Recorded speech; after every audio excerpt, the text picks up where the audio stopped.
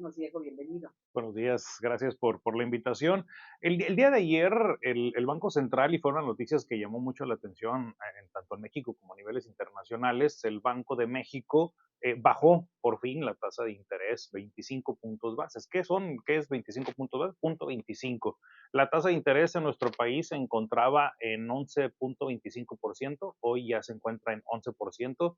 A lo mejor algunos pueden decir es muy poco, es mucho, o realmente no varía tanto, pero sí es algo que llama mucho la atención por el hecho de que México siempre se encuentra por detrás, bueno, después de Estados Unidos, por detrás de Estados Unidos, se espera primero que Estados Unidos haga algún movimiento, y Estados Unidos la semana pasada que tuvo su reunión del Banco Central dijo no va a haber movimientos en la tasa de interés, me sigo quedando con los 5.25% que tengo, pero México sorprendió un poco al bajarla. ¿Qué es la tasa de interés o por qué se mide una tasa de interés? En México se llama TIE, que es la tasa de interés interbancaria de equilibrio. Es el punto parejo, el punto base para poder analizar, uno, lo favorable que son las inversiones, y dos, que son los créditos. Las políticas de los países pueden ser expansivas, que es cuando las tasas de interés son bajas, o restrictivas, que hay una restricción cuando son altas.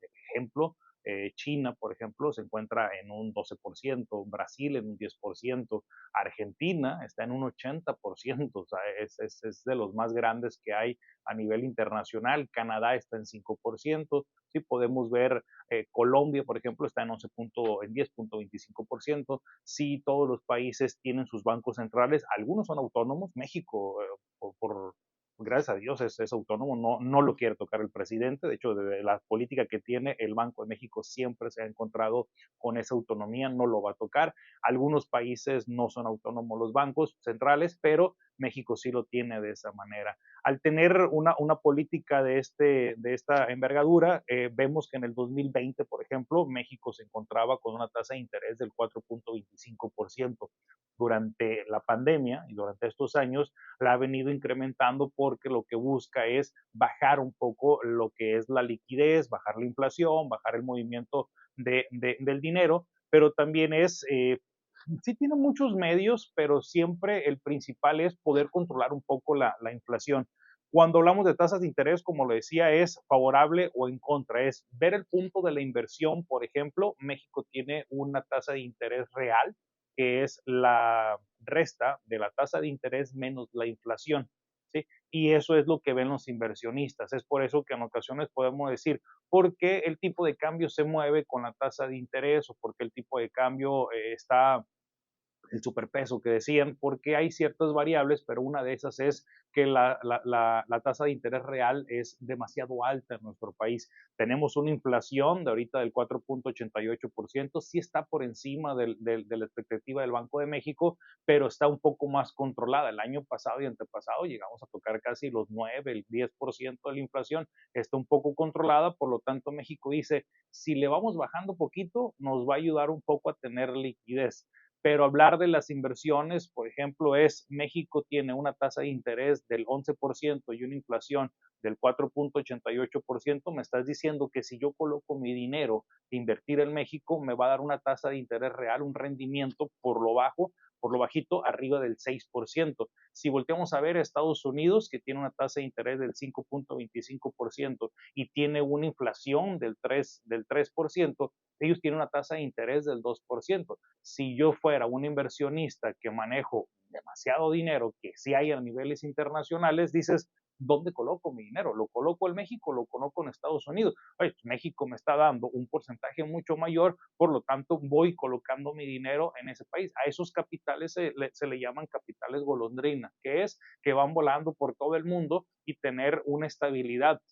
Si vemos, y lo hemos platicado un poco acerca de las calificadoras, Moody's, Standard Poor's, Fitch, ellos se encargan, que tienen una certificación para decir es favorable o no es favorable, porque puedes decir, oye, acabas de mencionar que Argentina tiene el 80% de su tasa de interés, eso me quiere decir que si yo coloco el dinero en Argentina, me va a pagar, sí, sí, pero si tú te vas a una calificación de esas empresas, están por los suelos, o sea, es decir, hay una gran posibilidad de que no te vayan a pagar o que vayan a tener que retrasarse los pagos, por lo tanto buscan una estabilidad. A eso se le llama deuda soberana. México, por ejemplo, sí está en un grado estable, no vamos a decir que es favorable, pero tampoco se encuentra demasiado bajo, por eso es que hay mucha inversión o capitales golondrinas que se encuentran dentro de nuestro país. Si vemos el otro lado es controlar la inflación, controlar el flujo del dinero, por lo tanto es lógico, yo aumento la tasa de interés, por lo tanto es los créditos personales, los créditos empresariales, los de carro, los hipotecarios, ¿sí? Se empiezan a elevar porque es el piso parejo, de ahí para arriba. Por lo tanto, yo voy colocando o le voy dando una restricción a la liquidez o al dinero, a los préstamos, para que no exista el flujo en el dinero, en la política monetaria, en circulación, y eso me hace que baje un poco más la demanda. Hay que entender que la inflación hay muchísimos, hay mucho, y la gente va a decir, es que hay hiperflación, hay muchas clasificaciones, pero es entendible de que oferta-demanda aumentan los precios. El ejemplo más claro cuando yo trato de explicar, y eso le agradezco mucho a la pandemia, es por qué incrementan los precios cuando tienes más liquidez o cuando se demanda un solo producto. Caso de la pandemia. Todos compramos cubrebocas en la pandemia. ¿Cuánto llegaron a costar? Estos cubrebocas, los KN95, llegaron a costar hasta 200, 300 pesos, uno solo. La caja, por ejemplo, de cubrebocas llegó a costar casi 400 pesos. Hoy vale 50 pesos. O sea, oye, pero es el mismo producto, sí. Pero como todo mundo lo estaba consumiendo y todo mundo lo estaba demandando, automáticamente el precio empieza a subir. ¿Qué es lo que haces? Al tener tú subir las tasas de interés, bajas la captación o bajas la liquidez que puedan tener, pues yo voy y pido prestado, yo empiezo a partir, pues bajas un poco la parte de la demanda. La otra, para que pueda aumentar la inflación, viene siendo el incremento de los costos. También lo vivimos en la pandemia. Al no tener materia prima o al no tener movimiento con lo que se necesita para poder producir o haber una escasez, perdón, los productos se empiezan a subir de precio. ¿Sí? Entonces hay que entender un poco cómo se mueve la política monetaria, cómo se mueve la situación económica para decir, entonces es por eso que el tipo de cambio se deprecia, el tipo de cambio se aprecia, por lo tanto México está siendo más expansivo, está colocando más restricciones. Ahorita lo que está haciendo México es darle un poquito de soltura a esto para no estar tan separado de Estados Unidos en su diferencia de tasas de interés, tanto real, tanto la normal, porque hemos controlado un poco la inflación. Sí se ha despegado con base a lo que quiere el Banco de México, pero sí ha venido un poco a la baja. Por lo tanto, los bancos centrales se van cada mes, cada 2 meses tienen reuniones. La próxima reunión del Banco Central de México es en mayo. Lo más probable, dicen los analistas, que no va a haber un movimiento de la tasa de interés y se van a esperar hasta el mes de junio para ver cómo se mueve la inflación. Hay que entender un poco que como tanto Estados Unidos y México, sí, están en elecciones, están en etapa electoral, sí, tiene que haber un movimiento, tiene que haber ahí una estabilidad, por lo tanto hay que ser un poquito cautelosos. No va a haber un decremento tan circunstancial en la tasa de interés en este año, no vamos a ver los niveles de un 2020, pero sí vamos a ver un poquito más que va a ir disminuyendo poco a poco, siempre y cuando la inflación pueda ser controlada. Interesante eso que nos compartes. Creo que lo has planteado con mucha claridad. Digo, de repente hay ocasiones en que uno, bueno, nada más está escuchando.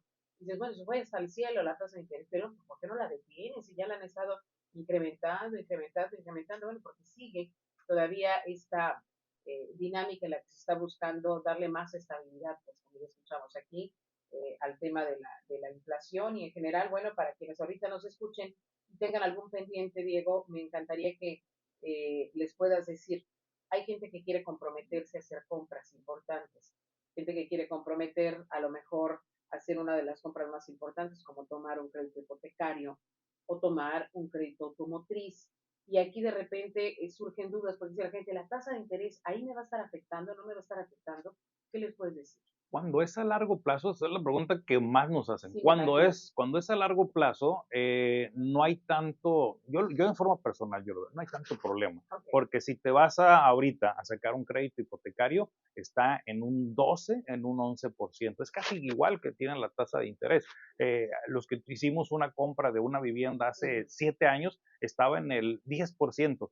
Cuando es a largo plazo, ¿sí? Las tasas no son tan altas o no afectan tanto porque hay un movimiento en en la cuestión del tiempo, Sí. ¿sí? El automotriz sí ha subido un poco, ¿sí? Depende mucho del historial crediticio de la persona. Yo recomendaría en el automotriz detenerse un poco porque sí puede favorecer a mediano plazo, en 1, en 2 años, poder bajar. Algo que también está fuera de tema, pero eso es que también lo recomiendo mucho, es, yo te pregunto, Victoria, ¿cuándo fue la última crisis que tuvimos? Deja a un lado la pandemia, Sí, sí, la sí. última Atrás, crisis. 2008. 2008. ¿Hace cuánto fue el 2008? O sea, el 2008 fue hace 15 años. O sea, cíclicamente tiene que existir otra crisis, ¿sí? No una crisis como la pandemia que fue totalmente diferente. Estamos hablando de una crisis económica, una crisis financiera, ¿sí? Por lo tanto, es ser un poquito más cauteloso porque eso puede dar una pauta a qué? A que las tasas tengan que bajar porque si existe una crisis va a haber un movimiento en toda la parte económica. ¿Qué hacen los gobiernos?